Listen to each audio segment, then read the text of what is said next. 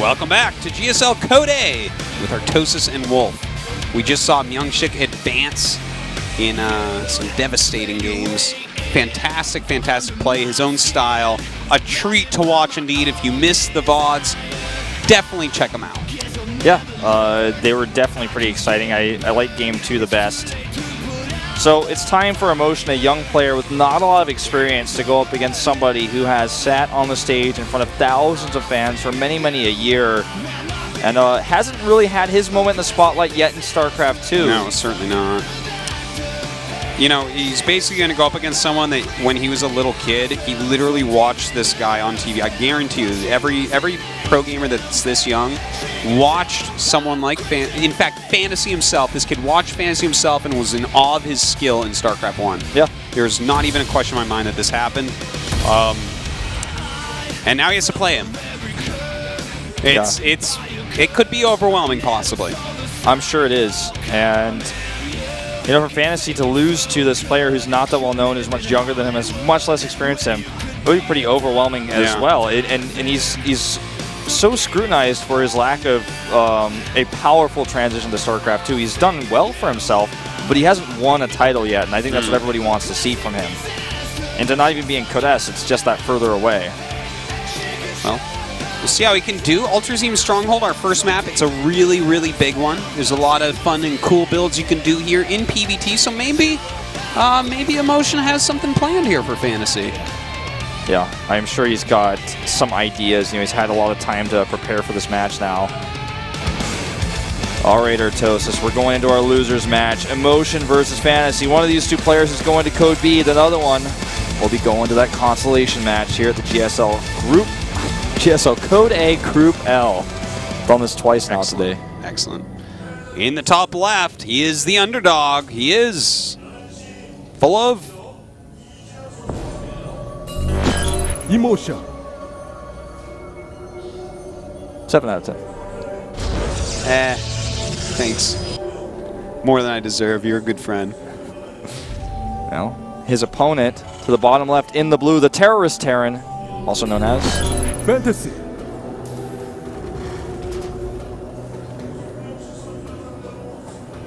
Right. Very skilled. Indeed he is. What do you say? I mean, I'd say his strength is definitely his harassment, but I don't know what his weakness is per se. Like, maybe he commits to his harassment too much, loses too many units. His macro sometimes falls off a little bit. Yeah, he definitely sometimes overdoes it. Do you think his commitment to... His only weakness is that he has no weakness, Wolf. Obviously. Do you think that his weakness may be like that his macro falters because he's so focused on his harass? Well, that's definitely part of it, you know. It's not as if his APM is not high enough to handle perfect macro in StarCraft II. It's, you know, every player has a different balance that they find for how much they want to do at each thing, and you know, he gets a lot out of his units, and sometimes it wins him games that other players would absolutely lose, and sometimes it loses him games that other players would win. Yeah. It's, you know, it's still working on it though. I mean, if people like him and Flash, and you know, a lot of these guys like Stork, a lot of these, the legends of StarCraft 1, of whom I believe, let's see, Bisu retired, Stork, Flash, Jaedong still play. Oh, Jongbi retired too, but I heard Jongbi was actually still playing some. But well, Bisu still streams some too. Yeah, everybody still plays a little bit. And then Fantasy, obviously, is still playing. But these guys, Jaedong has basically made it back. Like, that guy is godly at StarCraft 2, right? Like, he can beat anyone. Puts out great games and great quality all the time. But these other guys that haven't done it yet, if they're actually motivated to do it, like, I don't know what's inside their heads, right? They might be sitting there and be like, well, you know, I'm still getting paid while I still do enjoy it. But if they have the passion still, they will eventually make it. Like, they're too good, they're too talented, they're too smart. They came to the top of the hardest game in the world, StarCraft 1. Yeah. And they could do it again. They will do it again in StarCraft 2 if they have that same passion, that same burning desire. But it's hard to say if they have it. I look at a player like Stork, and I see it coming back. By the way, this this build I think was really designed to punish the Nexus first because that's so common on this map, but it didn't happen. So he still gets a few kills here, but he's losing a lot of barracks build time right now, and his command center's pretty delayed as a result of it. But you're very right on that. And now he's lost Reaper. The other one, yeah, got 2 kills. I don't think that's really the biggest deal at the moment. Nah. He's gonna hide this. Oh, could he try to snipe the SC or the probe? I think he just really wants to see what the tech is going to be, because Emotion here stayed on one base for quite a bit, right? Like, you've got to figure out what's going on with this. It's important. So, we'll see. I mean, I think probe kills really are secondary to him. He knows about the timing since he saw the probe go down the ramp of when the tech structure will be put up. And, well, his opponent going to make a second stalker before any tech, so. Thing is, if he hadn't made the second stalker, if he had just put down the tech building afterwards, which would have been reasonable, then he would have seen the tech. And there's Robo. The tech. Back at home, he's going triple barracks. This, of course, after the command center. What do you think about a sentry drop here? A sentry drop Try here. to trap the units in the back expansion. At the back? Yeah. I mean, that is something that we used to see all the time on Calm Before the Storm. Yeah. That was so common there that people were blindly making a turret and putting a bunker down there oftentimes as well because it was so strong. Well, every time you like play against Killer, you were like, well, I'm definitely putting that bunker and 2 turrets. Yeah. Oh, yeah. You know what? That would be kind of cool. It looks like he's not doing that, but yeah. It was just I like your idea. Crafting. Yeah, it's like I didn't even think of that. But that was a build that was already shown to work on another map a long time ago. Would it work now? Good idea. Anyways, he is going into Blink, getting observers as well. Oh, this Reaper is going to see all the tech. I think, actually. He skirted around the side. Yeah, he's going to see. Yeah. Well, he didn't see the Robo yet, right? Well, the thing is, he'll see the observer when he gets to his base, so no big surprise there. But it's more important to see the Blink anyways. He starts bunkers now. I'd love to see a Nexus just put up immediately for Emotion after getting that scouted, to be honest. Because that's like, when that Blink all-in came out, part of the problem with it was if the Reaper scouted it, you just made a Nexus, and they're making bunkers, and you laugh. It's hard to scan, I mean, hard to scout that that's happening too. Yeah. Because you lose the Reaper when you go in to get it, because your opponent has Stalkers. He's going Blink. And he's always going to make sure that you don't have any units next to your Nexus. The only way to really scan a scout is a scan. Yeah. And then if you scan and there's not there, then you have like less money at home to defend this crazy element that's coming at you. So using a scan this early it's pretty brutal on your economy. But he sees now with this observer all the bunkers that are being put up. He has added a couple gates. I really don't think he attempts this. No. To actually start warping in Stalkers nonstop and attempt this would be complete suicide. But double he can do a nice Forge and Bay going up at home. He's not going to commit to it. All right, this is pretty solid. I mean, he'll get his upgrades. He'll go into Colossus tech. He already has Blink Stalkers, which is very nice. You want Blink Stalkers, obviously. It's going to help against drops, against Vikings. The way that Fantasy is playing this, it looks like he's just thinking like Emotion is going to do it no matter what. I think Fantasy's like, he's nervous against playing against me. He doesn't want to play a real game against me. I have to. He had like even SCVs blindly pulled to repair that. I think it's definitely a combination of that, and also Fantasy probably looks at it and says, you know what? If I don't just die, I should be able to outplay this kid in a long game. That's true, too. That's a good point. And it's true. He should be able to. He definitely has like a higher base skill at RTS games than does Emotion. Well, that was the sad time to be those rocks. He just got him out of spite. The Stalkers were like, just say, well, I'm getting rid of these rocks. If I can't hurt your bunker, I'm going to at least do damage to the core of your base. He's obviously got a very annoying position here. Fantasy will escape to the left side with a Widowmine and 2 Marines. A bit of a peculiar drop, but I think still the one Marines that could do damage. I think the Marines are for scouting. I think he drops 1 on the side of the map and 1 in the base to stim and run up and just see what he can see. That's a really good thought, Artis. This Photon Cannon over here going to make it a little bit easier to defend anything that gets dropped into the natural. And another stim goes down here. You should be able to blink away. So that's a big amount of damage done to those units, actually.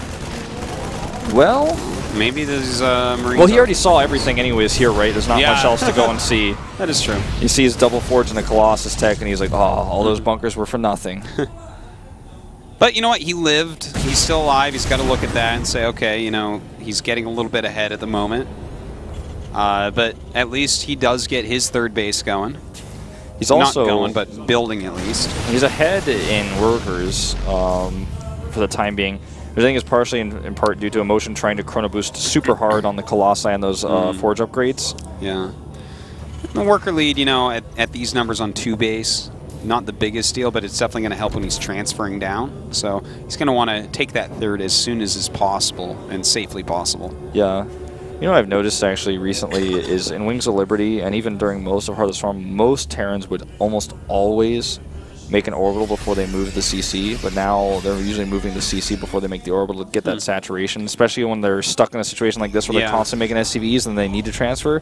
But I think this is much better, but you know what I mean? Do you feel the same way that most Terrans would almost always morph and then move, always? Yes, that I definitely agree that that was the case like every time, but I think it's exactly the second thing you said, the SCV count. He, you know, if he has like 48 SCVs, I think he makes the orbital first, but when he has a bunch to transfer, then it makes a lot more sense for him to just send it down first and transfer his SCVs, get that extra mining going. Yeah, well, I guess like it's not only a new trend, it is a new trend, but maybe just because of the way that the matchup is being played now is kind of a new era. But that Widowmine in the main base did get 5 kills. I just want to point that out. Yeah, that was quite nice.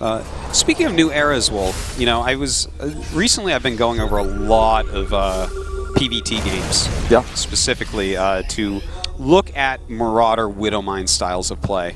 And we see here, this is pretty much a Marauder Widowmine style that we're seeing out of Fantasy. And if you look at the unit composition that Emotion has, it's really, really smart. And in fact, the best example of this for anyone that saw it was Maru against Hero recently in Pro League, where Hero goes very quickly up to 2-2 and then makes nothing but Stalkers and Colossus, because that's going to do very well against Marauder Widowmine. It's all ranged, it's very powerful, you can get some big tempo advantages. It's a tough army to counter, and as we see, that's mostly what he has here. Yeah, good force fields here, by the way, but it's only going to delay the inevitable. That was a great recall there. Nothing much else he could have done. He would have lost too much otherwise. But I wonder if he could have time warped the top chunk and microed upwards.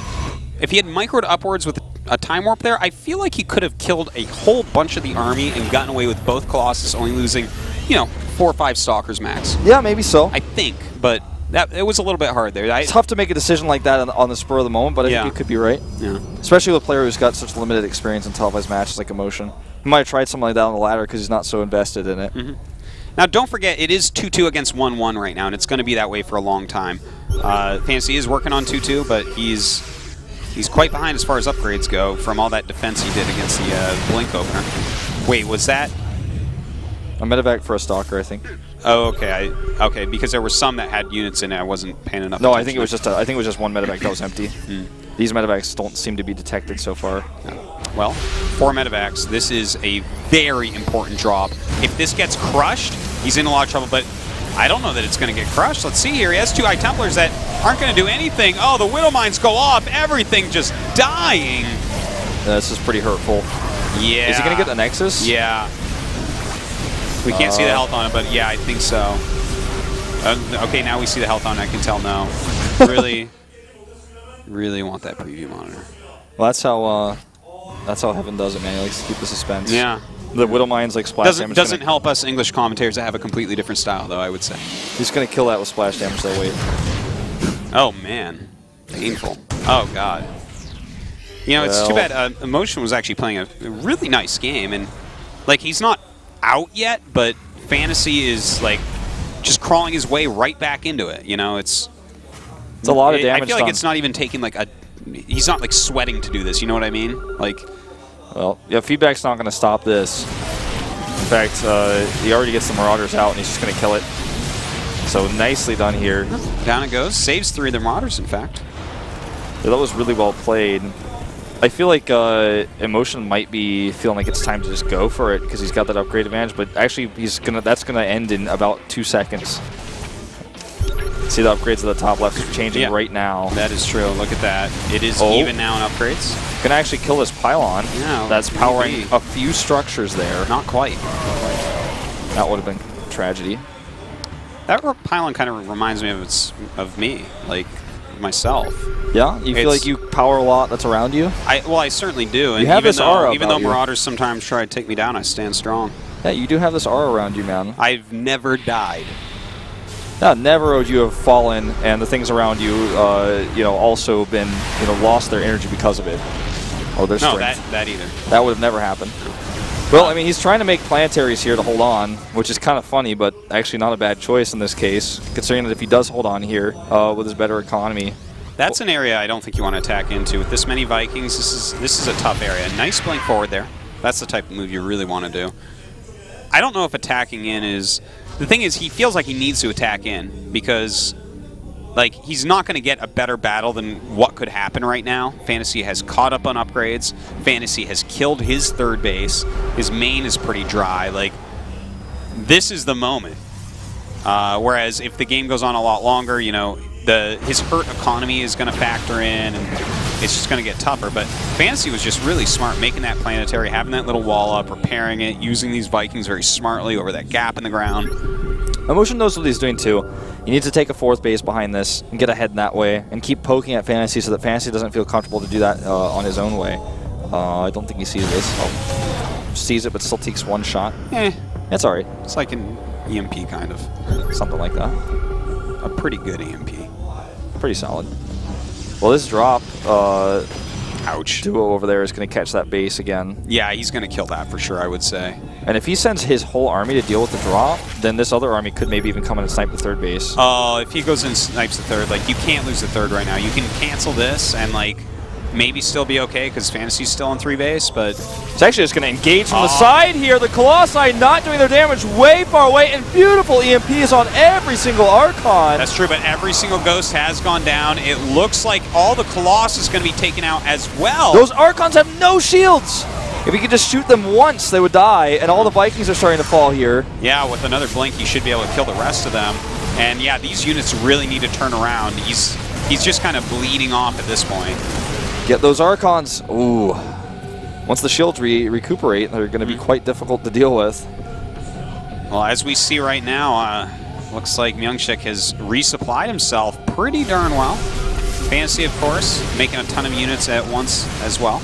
Going to have to run back to this planetary. Yeah, that planetary is really going to help out here with Myungshik, or rather Emotion, excuse me, pushing his way through. And so many SCVs going down here, but can he kill this base? If he can kill the Nexus, he might be able to recover if he survives.